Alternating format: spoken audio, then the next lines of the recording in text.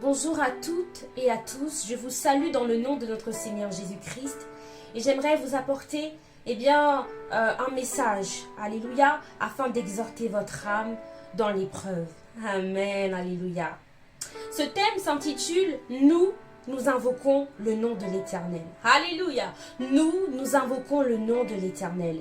Et c'est tiré du psaume 20, verset 7, où il est dit « Ceux-ci s'appuient sur leurs chars, ceux-là sur leurs chevaux. Nous invoquons le nom de l'Éternel, notre Dieu. » Amen, alléluia. Je reprends. Ceux-ci s'appuient sur leurs chars, ceux-là sur leurs chevaux.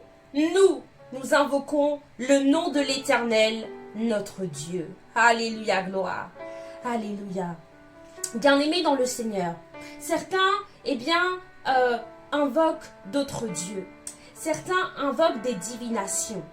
Certains invoquent des esprits. Certains s'appuient sur leurs proches. Certains s'appuient sur leurs connaissances ou leurs compétences. Mais nous, en tant qu'enfants de Dieu, nous avons décidé d'invoquer le nom de l'Éternel. Nous avons décidé de nous appuyer sur le nom de notre Dieu. Alléluia, gloire. Alléluia. Bien-aimé, invoquer signifie avoir recours à. Invoquer signifie faire appel à, par les prières. Et en tant qu'enfant de Dieu, Dieu veut nous apprendre à invoquer le nom de l'Éternel. Parfois nous sommes troublés, parfois nous sommes distraits et nous oublions d'invoquer le nom de l'Éternel. Combien de fois dans des situations compliquées, des situations qui nous surprenaient, nous n'avons pas invoqué le nom de l'Éternel. Cela ne nous a même pas traversé l'esprit d'invoquer le nom de l'Éternel. Mais Dieu veut que tu invoques le nom de l'Éternel.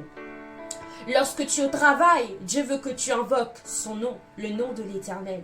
Lorsque tu prends ta voiture, tu conduis, Dieu veut que tu puisses invoquer le nom de l'Éternel. Lorsque tu prends les transports, Dieu veut que tu puisses invoquer le nom de l'Éternel. Dieu veut t'apprendre en toutes circonstances à invoquer le nom de l'Éternel. Lorsque tu es à la maison, Dieu veut que tu puisses invoquer le nom de l'Éternel. Lorsque tu fais même la cuisine, Dieu veut que tu puisses invoquer le nom de l'Éternel. Lorsque tu traverses des situations compliquées, n'oublie pas d'invoquer le nom de l'Éternel. Dieu dit, invoque-moi au jour de la détresse et je te répondrai. Dieu est un Dieu qui aime être invoqué. Il aime qu'on puisse avoir recours à sa présence. Il aime qu'on puisse faire appel à sa présence. Alléluia. Alors en tout temps, apprends à invoquer le nom de Jésus-Christ. Alléluia, gloire.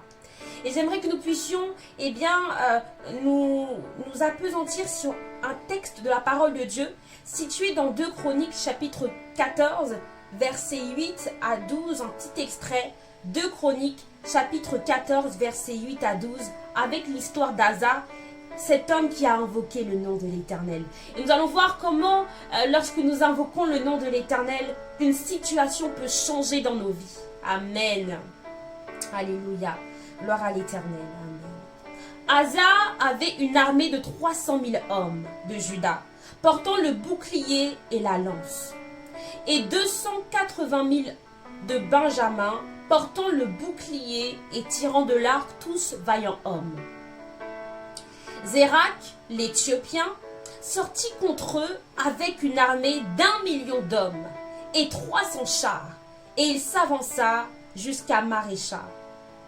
Asa marcha au-devant de lui, et ils se rangèrent en bataille dans la vallée de Tsephata, près de Marécha.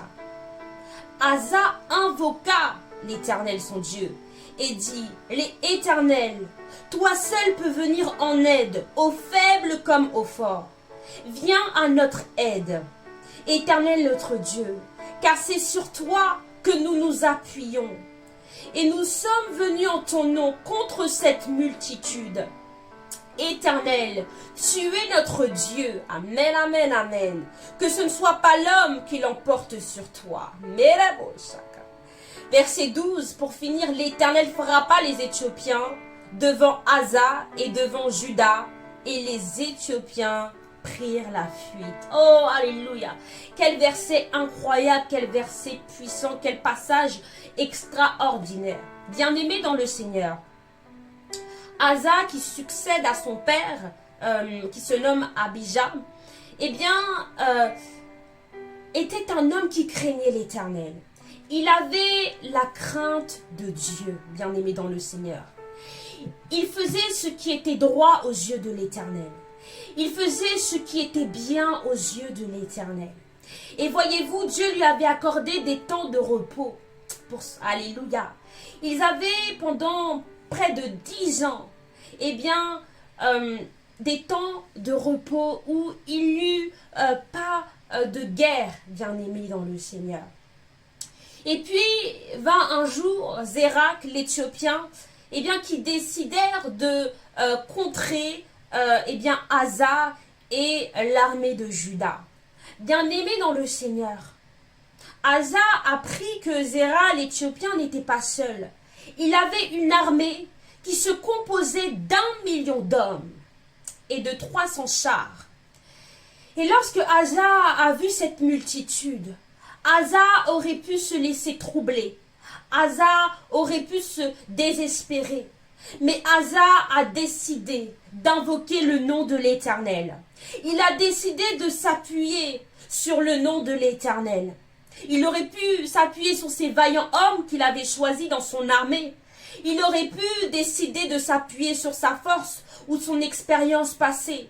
Mais Asa a décidé d'invoquer le nom de l'Éternel et de s'appuyer sur le nom qui est tout puissant, le nom de Jésus-Christ de Nazareth. Alléluia. Asa a pris le temps d'invoquer le nom de l'Éternel.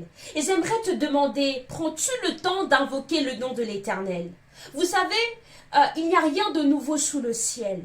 Et Satan, eh bien, agit encore comme il agit dans la parole de Dieu qui est présente pour nous enseigner encore aujourd'hui. Satan aime nous impressionner, dans le sens où il aime nous intimider, il aime nous effrayer, et il emploie parfois de grands moyens pour nous déstabiliser, pour troubler notre cœur, pour troubler notre âme dans le chemin. Et c'est pourquoi, eh bien, Asa aurait pu se laisser déstabiliser parce que l'armée des Éthiopiens était grande. Elle se composait d'1 million d'hommes. Oh, quelle multitude s'élevait contre le peuple de Juda. Mais parce que Asa avait invoqué le nom de l'Éternel, eh bien la Bible déclare que l'Éternel frappa les Éthiopiens, alléluia, et les mit en fuite, alléluia, gloire. Tout ça pour te dire que quel que soit ce que Satan avait programmé pour toi, quelle que soit la situation qui est devant toi et qui semble t'intimider, peut-être que c'est la maladie, peut-être que ce sont les difficultés financières. Peut-être que c'est ta vie qui en général est compliquée de toutes parts. Peut-être que c'est ta vie dans ton mariage, dans ta vie sentimentale. Eh bien, Satan veut t'impressionner, t'intimider. Mais sache qu'il n'est rien devant Dieu. Dieu est tout puissant. Alléluia. Si tu prends le temps de l'invoquer, si tu prends le temps de chercher sa face, tu verras sa gloire dans toutes les situations. L'Éternel va descendre et l'Éternel va agir dans ta situation. C'est pourquoi je parle à une âme découragée, à quelqu'un qui est désespéré, à quelqu'un qui avait le cœur troublé. J'aimerais te dire que Dieu a un plan pour toi, que Dieu peut agir dans cette situation, même s'ils sont une multitude contre toi, même s'ils sont en majorité contre toi. Si l'Éternel est pour toi, la Bible déclare, si Dieu est pour moi, qui sera contre moi?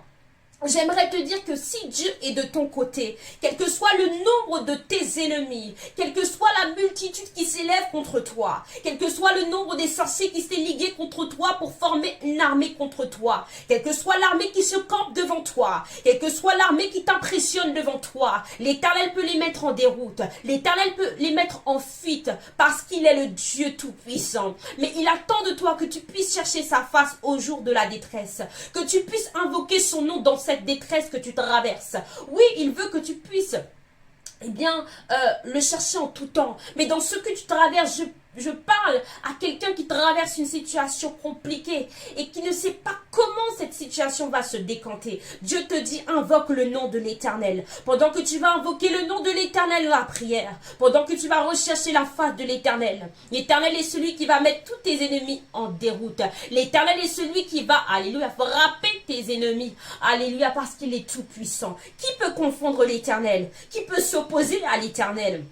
Alléluia. Même 1 million d'hommes ne peut subsister devant l'Éternel. Même 1 million d'hommes ne peut se tenir devant Dieu. Parce qu'il est Dieu. La Bible déclare que tout genou fléchira et que toute langue confessera que Jésus-Christ est Seigneur à la gloire de Dieu le Père. Tout ça pour te dire que ne te décourage pas dans ce chemin.